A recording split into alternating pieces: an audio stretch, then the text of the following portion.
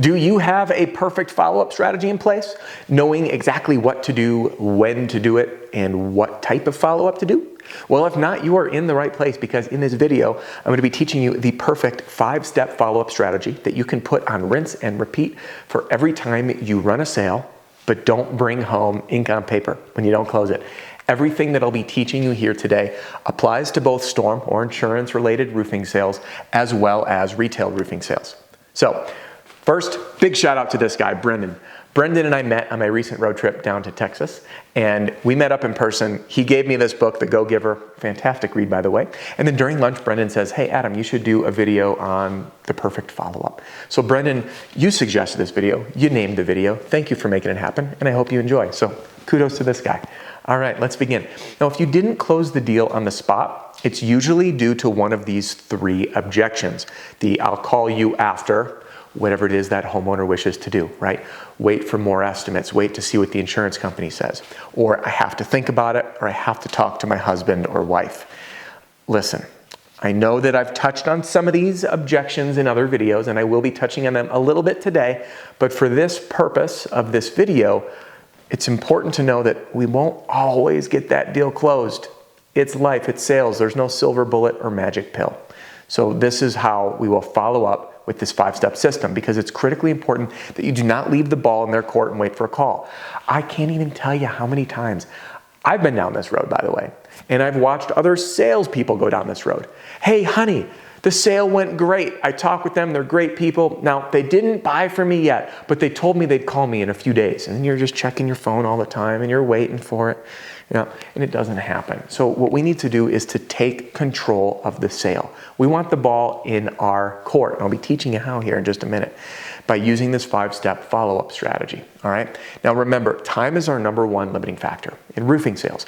New guys and gals, I know it might be hard to imagine right now, but as you get busy, we go from trying to tackle this mountain of I can't make my first sale to how in the world do I keep up?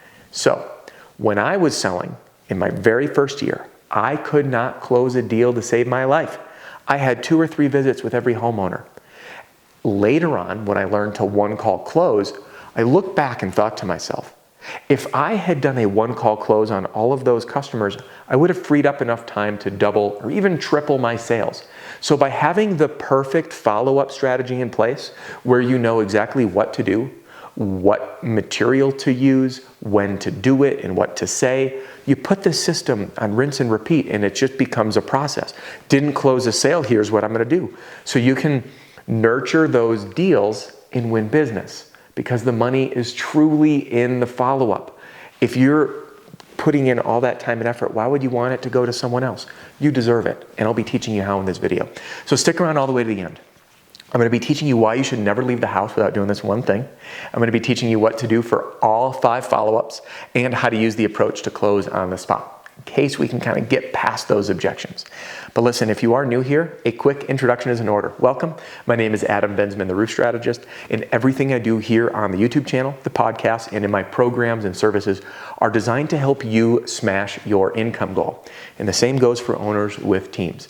I have an entire suite of material available at an affordable rate for individual sales reps or owners with growing teams. Everything I provide is backed by a 100% 30-day money-back guarantee and an affordable investment that you'll make 100% of your money back on the very next sale you make.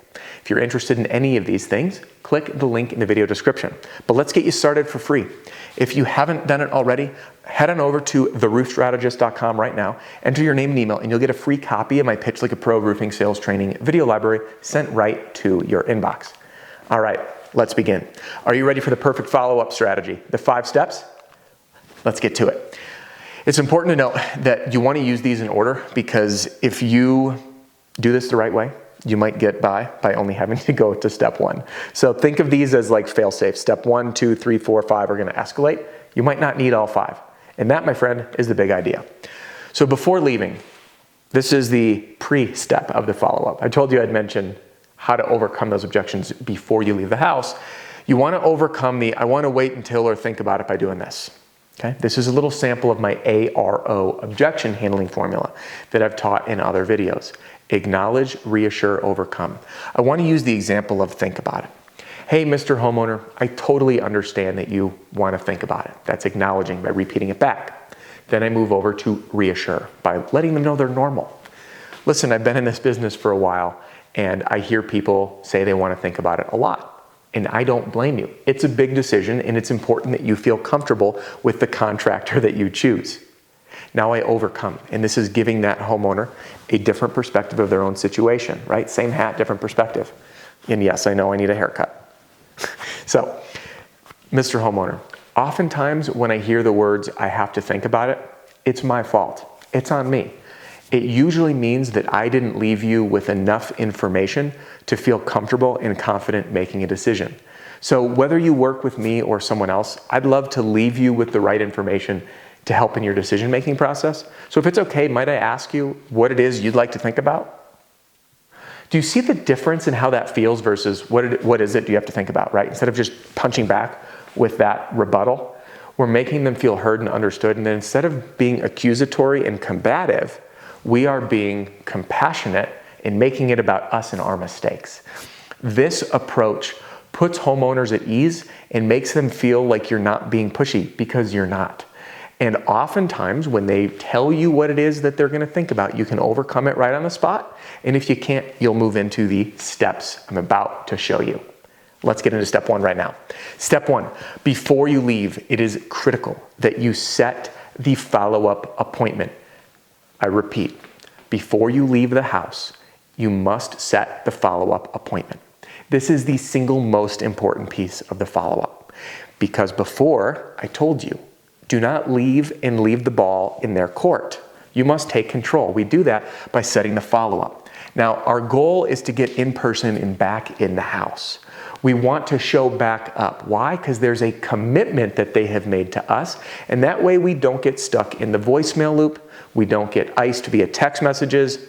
It will ensure that commitment is upheld by the homeowner and get you back in that house. If they don't set the appointment, then work for a phone call. Example, Mr. Homeowner, I respect the fact that you'd like to think about it. When's a good time for me to come back so I can address any questions that you and your wife might have? Is next Wednesday good for you? Yeah, it is. And then we proceed through morning, evening, night, and then we select the time and we ink it. If there's any resistance on the appointment, and by the way, I do recommend using the assumptive ask, meaning when is a good time, not can I come back, right? When is a good time for me to come back out? We'll review everything together. Because that way, again, they have that commitment and you're gonna reduce the chance of getting iced or ghosted. If they are resistant to this in person, then we set for a phone call appointment. I will call you at 2:30 next Wednesday. They are expecting it and you are expecting it, all right?